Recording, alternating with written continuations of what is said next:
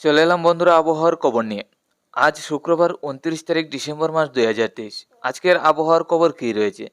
বঙ্গজুড়ে তাপমাত্রা কেমন থাকবে, ঠান্ডা কেমন অনুভব হবে, এছাড়া বঙ্গোপসাগরে যে নিম্নচাপ এবং ঘূর্ণাবর্তের পাকের সম্ভাবনা রয়েছে তা থেকে বৃষ্টি থাকার সম্ভাবনা কোন কোন জেলায়।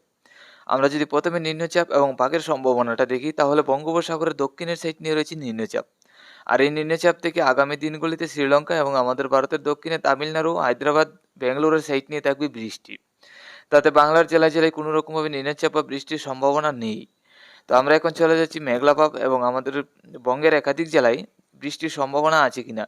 দেখুন, নিম্নচাপ এবং মেঘলাভাব কোনো রকমভাবে থাকবে না বাংলার জেলায় জেলায়। আবহাওয়া একদম শুষ্ক থাকবে, তা থেকে কোনো রকমভাবে বৃষ্টির সম্ভাবনা নেই। তা একদম শুষ্ক আবহাওয়া থাকারই সম্ভাবনা আছে। তো আমরা চলে যাচ্ছি এখন তাপমাত্রায়। চলে এলাম তাপমাত্রায়। দেখুন, আজকে দুপুরের মধ্যে লক্ষ্য করতে পারছি বাংলাদেশে 25 থেকে 26। তো বাংলাদেশে অনেকটাই তাপমাত্রা থাকবে। আমাদের ত্রিপুরা, আসামের শিলচর, শিলিগুড়ি, আলিপুরদুয়ার, গুয়াহাটির দিকেও 25 থেকে 26। তো এদিকেও কিন্তু মোটামুটি অনেকটাই গরম থাকবে। আজকে রাত্রির মধ্যে লক্ষ্য করতে পারছি বাংলাদেশে 18 থেকে 19 হালকা পাতলা ঠান্ডা। আসামে শিলচর, শিলিগুড়ি, আলিপুরদুয়ার, গুয়াহাটির দিকেও 17 থেকে 18। এদিকেও কিন্তু হালকা পাতলা ঠান্ডা থাকবে, তেমন ঠান্ডা থাকবে না সন্ধ্যারাত্রি থেকে মধ্যরাত্রি পর্যন্ত। আমাদের ত্রিপুরার দিকে যদি নজর রাখি আজকে রাত্রির মধ্যে, তাতে আমাদের ত্রিপুরা রাজ্যে থাকবে 17 থেকে 18, একই রকম 18-19-এর কাছাকাছি থাকবে। তো হালকা পাতলা ঠান্ডা থাকবে, তেমন বেশি একটা ঠান্ডা থাকছে না।